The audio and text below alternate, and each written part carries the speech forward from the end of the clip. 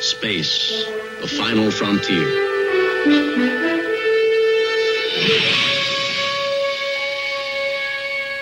These are the voyages of the starship Enterprise.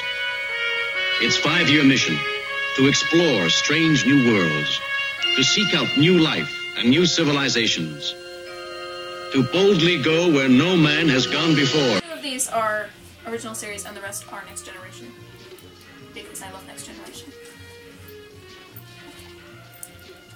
You already know I love Next Generation a lot. Okay. The thing is, you are the internet. You know what Star Trek is. You know the characters. I don't need to go around forever introducing you to everybody. You know this. You know them. It's all gonna be great. So I feel like I don't need to go as in-depth. I can just give you the little teasers, and because you know them, you know what stuff is like, you'll want to go read these books. That's what I'm hoping, anyways. I do have to warn you though, they are all out of print. So you might be able to find them in a library or an old bookshop. You're not going to be able to just hop into Indigo and pick them up, because they won't be there. I can tell you that. Alright. This is Ishmael. It's the title of this video. No? Okay. Who knows what 7 Brides for 7 Brothers is? I'm just going to continue as if I know you've paused this to go Wikipedia it. He's gone back in time to that setting with, less music. So yes, Spock in 7 Brides for 7 Brothers. See, this is already sounding great to you. It gets better. He has amnesia.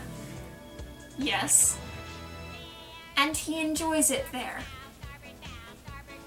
I will be telling you more about this because it's, it's today's book, and I'll tell you more about it at the end.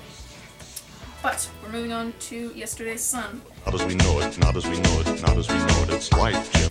And this is based off the episode All Our Yesterdays. I'm pretty sure that's what it's called. It might be All My Yesterdays. No, it's All Our Yesterdays. Okay. If you don't remember what happened in All Our Yesterdays, I hope you do. But you might not. It is when Spock and McCoy went back in time and sort of devolved, and Spock fell in love with a woman, and Yesterday's Sun is the book where they go back in time again and find out he has a son, and they bring him back, and Spock decides to try and raise him. Chaos ensues. It's wonderful. Really it is. Alright, and now we've gotten to Next Generation, where the books seem to be thicker with smaller print. Fine. Gulliver's Fugitives was a really cool book. I learned a lot more about human mythology than I ever wanted to know. Ah, we've come and... It's a book where imagination is just illegal. Fantasies and fiction and mythology just illegal, punishable by wiping your brain out and giving you an entirely new personality. And if that doesn't work, then death. So an away team, obviously, goes down and gets into a world of trouble. And just, it is a really good book, and you are going to love it if you read it. Read it. I'll give you more details on them in the end.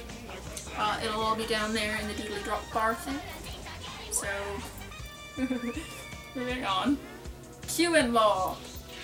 You cannot change the laws of physics. I hope you know Q. Does everyone know Q? Yes. Who all knows Locke's son of Troy? Deanna's mother? Yes. Yes, her. Uh-huh. Imagine the chaos that might ensue if they were a couple. Oh yeah. You cannot change the script, Jim. Up to you. And then this is the last one that I'm going to recommend to you today, is Spartacus. But there are dozens and dozens and dozens of these books.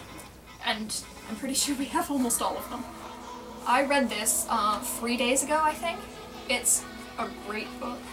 It's so full of ideas and thoughts and morals, and it's just... Do not read this unless you are ready to really just stretch your brain a mile out. What happens is the Enterprise runs across a ship run entirely by androids who are escaped terrorists and slaves. and it just drags up everything that we talked about in The Measure of a Man and magnifies it by 100 times. It's got a lot to say, this book, so I wanted to return to Ishmael because that's what today's is supposed to be, because you'll remember I'm going in order by last name of the author. So this is by Barbara Hambly, and that's an H, and H comes after E, which is what last week was. I read this while I was in Florida a couple years ago, I think, and I haven't reread it, but I remember quite a lot of details because I went over it not long ago, because I knew this was coming up and I was excited.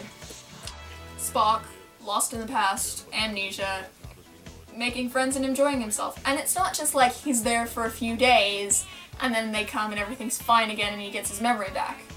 I mean, everything is fine in the end and he does get his memory back, obviously, because that's how these books work. But no, he's not there for a few days, he's there for 4 months. And he knows he's an alien, because that's a little bit obvious, isn't it? He looks like an alien, doesn't he? And I really love that the man who finds him just sees him and goes, oh, this is an alien, and not, oh, this is some sort of elf person or something. You know, they're smart, which is good. So, you will enjoy this book, you should read it, you should read all of these books, and more books like them. I know I definitely will be doing that. I think I've read more than this, haven't I? What was the other one I read?